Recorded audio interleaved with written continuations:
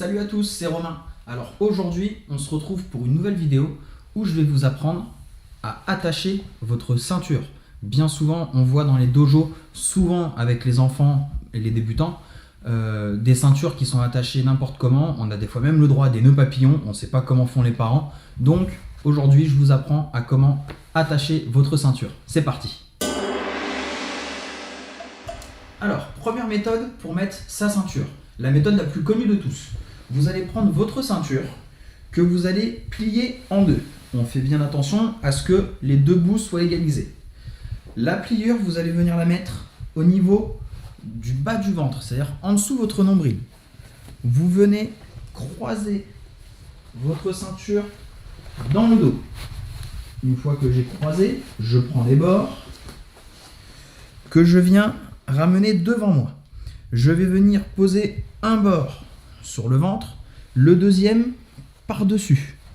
Une fois que j'ai fait ça, le bord qui est passé par-dessus va passer tout en dessous de tous les morceaux de ceinture.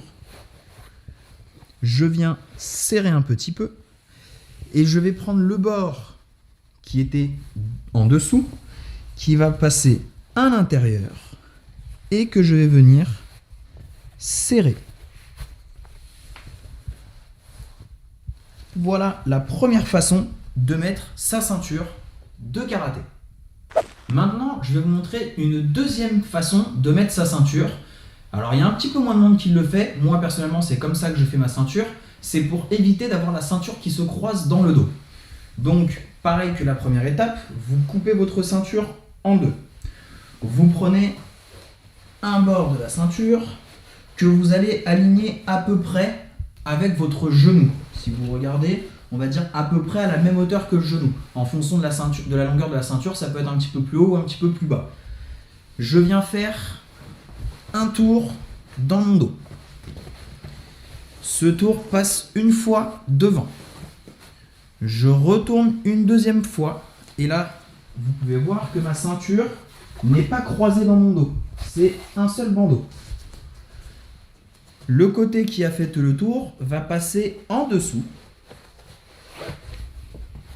Je viens serrer. Et la ceinture qui n'a pas fait le tour, le morceau de la ceinture qui n'a pas fait le tour, va passer en dessous, va croiser à l'intérieur. Et je viens serrer ma ceinture. Et nous sommes égalisés. Donc là, on a vu la deuxième méthode pour faire sa ceinture de karaté. Et maintenant, on va voir la troisième et dernière méthode de faire sa ceinture. Alors cette méthode, elle est un petit peu particulière. Elle est surtout, alors pour tout le monde, mais il y a quand même beaucoup de compétiteurs qui l'utilisent. C'est la méthode avec le nœud magique. Le nœud magique, pourquoi? Parce que c'est un nœud qui ne se défait jamais. Donc on va regarder, elle est un petit peu plus compliquée celle-là. Je prends toujours ma ceinture coupée en deux. Alors, elle est adaptable avec la première méthode ou la deuxième méthode. Ça, c'est vous qui voyez. Moi, je le fais avec la deuxième, donc celle où je ne croise pas ma ceinture derrière. Je vais prendre une longueur de ceinture un petit peu plus longue que sur la deuxième méthode. D'accord? Vous allez comprendre pourquoi. Après, je la fais descendre un petit peu plus bas que mon genou. Je fais mon tour, mon premier tour, je fais mon deuxième tour. Le morceau de ceinture qui a fait le tour va passer en dessous, comme tout à l'heure. Très bien. Je serre. Il faut que mon morceau qui était du côté de mon genou, pour ceux qui font avec la deuxième méthode, soit plus grand que le morceau qui a fait le tour de votre taille. Pourquoi? Le morceau qui est plus long, on va le passer à l'intérieur. Donc, il passe en dessous. Je viens tirer. Maintenant, le morceau qui était plus court va passer au-dessus du morceau le plus long.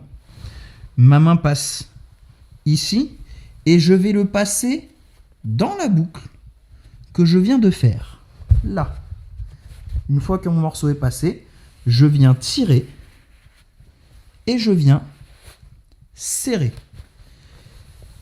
Donc, ma ceinture est égalisée. Alors, comme vous pouvez le voir, ça raccourcit considérablement la longueur de ma ceinture. Sur les autres méthodes, elle était un petit peu plus longue.